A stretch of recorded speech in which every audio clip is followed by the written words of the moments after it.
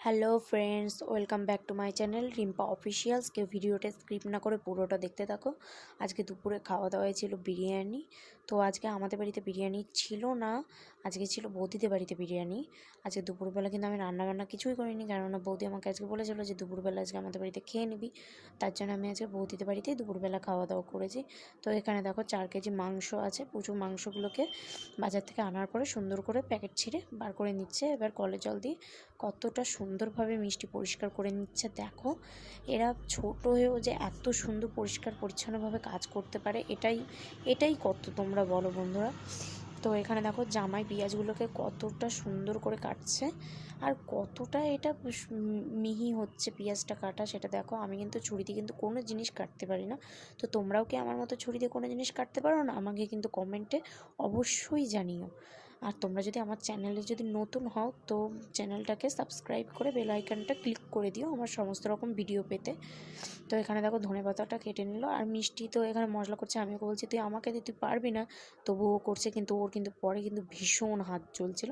আর এখানে দেখো জামাই দেখো কড়াতে তেল গরম করে নি, গোটা গোটা শুকনো লঙ্কা, গোটা তেজপাতা, গোটা সাদা জিরে ফোড়ন করে নিয়ে মাংসর পেঁয়াজটা দিয়ে দিচ্ছে। আর আমার কিন্তু ব্যাটারিটা লো হয়ে গেছিলো বলে আমি কিন্তু তোমাদের সাথে কিন্তু মেইন প্রসেসগুলোই শেয়ার করতে পারিনি। যেমন ধরো মাংস কষানোটাও আমি শেয়ার করতে পারিনি, আর তোমার লেয়ার করাটাও আমি শেয়ার করতে পারিনি।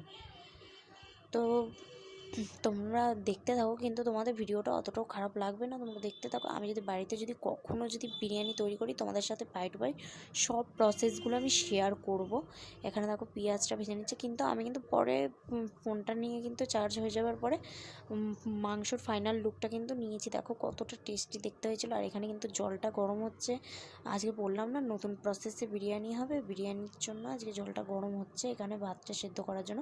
আর এখানে কিন্তু কিশমিশ, কাজু বাদাম, গোটা বিরিয়ানি মশলা, কাঁচা লঙ্কা আর গোল গোল করে পেঁয়াজ কেটে নিয়ে ঘি দিয়ে সুন্দর করে চালটাকে ভেজে জলটা, সেই গরম জলটা নামানি গরম জলটা ঢেলে দেওয়ার পরে এখানে কতটা নুন দিচ্ছে দেখো, পরিমাণ মতো নুন দিয়ে এটাকে চাপা দিয়ে দেবে। আর এটার উপরেই কিন্তু লেয়ারটা হবে। আমি যেহেতু বলছি তোমাদেরকে আমি লেয়ারটা দেখাতে পারিনি, তো ভিডিওটা একটা লাইক কমেন্ট শেয়ার করে দিও বন্ধুরা, আমাকে একটু সাপোর্ট করো। আর এখানে ছিল কিন্তু পাঁপড় ভাজা।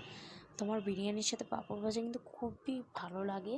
তো কারো ভালো লাগুক আর না লাগুক, আমাদের কিন্তু খুবই ভালো লাগে। আর আজকে বিরিয়ানির সাথে রায়তাও ছিল। তো বিরিয়ানির ফাইনাল লুকটা দেখো, তোমাদের সাথে আমি শেয়ার করছি কতটা ইয়ামি দেখতে হয়েছিল। আর রায়তায় কিন্তু দইটা কমই দেওয়া ছিল, কেননা দইটা আমাদের বাড়িতে কেউ ভালো খায় না, তার জন্য দইটা কম দেওয়া ছিল। আর এখানে মাংস পিসগুলো কিন্তু ছোট ছোট করা ছিল। তো দেখো তোমরা, মাংস পিসটা ছোটো ছিল বলেই এর ভেতরে মশলাটা খুব সুন্দরভাবে ঢুকেছে। তো আমি ভিডিওটা এখানেই শেষ করছি, তোমরা বাড়িতে তৈরি করে খেয়ে দেখো।